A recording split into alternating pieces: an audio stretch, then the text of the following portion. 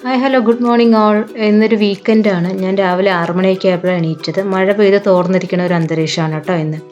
അപ്പോൾ ഞാൻ അടുക്കളയിലേക്ക് വന്ന സീനാണ് കേട്ടോ ഇത്. ഞാൻ തലേ ദിവസം തന്നെ അടുക്കളയൊക്കെ ഒന്ന് ക്ലീൻ ആക്കിയിട്ടാണ് പോവുക. അപ്പോൾ നമുക്ക് രാവിലെ വരുമ്പോൾ കുക്ക് ചെയ്യാനൊരു മൂഡ് ഉണ്ടാവുമല്ലോ.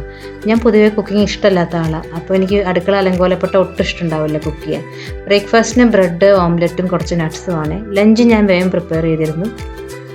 പൊന്നി റൈസ്, പിന്നെ മത്തങ്ങ പുളിങ്കറിയാണ് കേട്ടോ ഇത്. മത്തങ്ങ പരിപ്പും കൂടി തേങ്ങ അരയ്ക്കാത്തൊരു പുളിങ്കറിയാണ്. തേങ്ങ അരച്ചുള്ള പുളിങ്കറിയും ഉണ്ട് കേട്ടോ.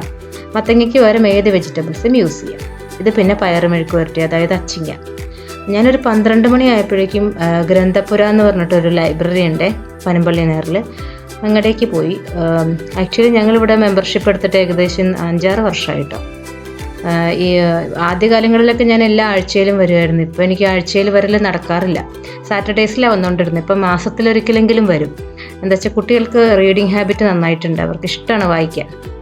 അപ്പോൾ അങ്ങനെ വന്ന് ബുക്ക് എടുത്തിട്ട് പോകണ ഒരു ശീലമുണ്ട്. ഇപ്പോൾ ഞാനിപ്പോൾ കുറച്ചായി വന്നിട്ട് ഇപ്പോൾ മാസത്തിലൊരിക്കൽ എന്നുള്ള രീതിയിലേക്ക് അത് ചേഞ്ചായി.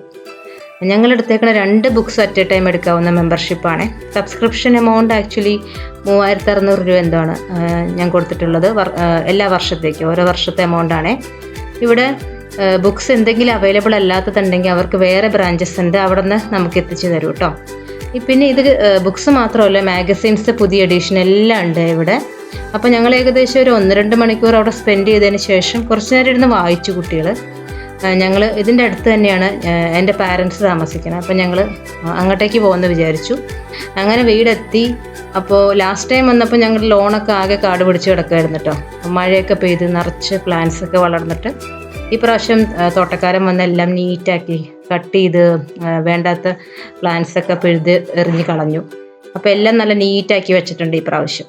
അപ്പോൾ അതിൻ്റെ വീഡിയോ കാണണേ. ആവശ്യത്തിന് മാത്രം പ്ലാന്റ്സ് നിലനിർത്തിയിട്ട് ബാക്കിയൊക്കെ കളഞ്ഞു അവർ.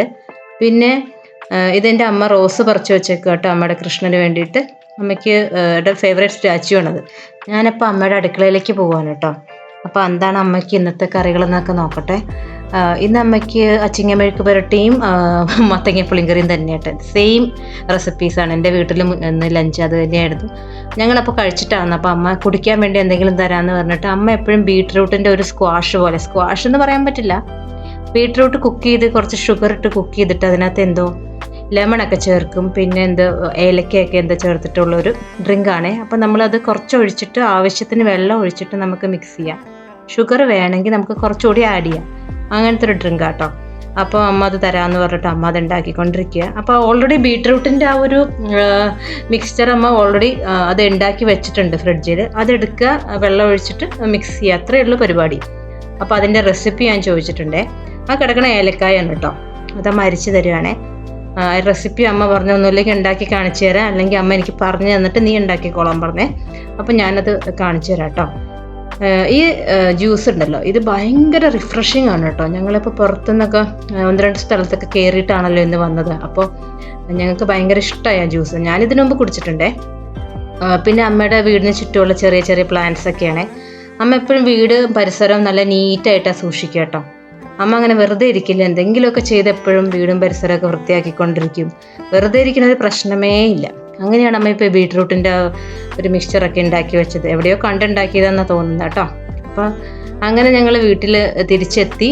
ഞങ്ങൾക്ക് ഇന്ന് ഡിന്നറിന് കപ്പയും ഫിഷ് കറിയായിരുന്നു. അത്രയേ ഉള്ളൂ. Thanks for watching. Bye bye.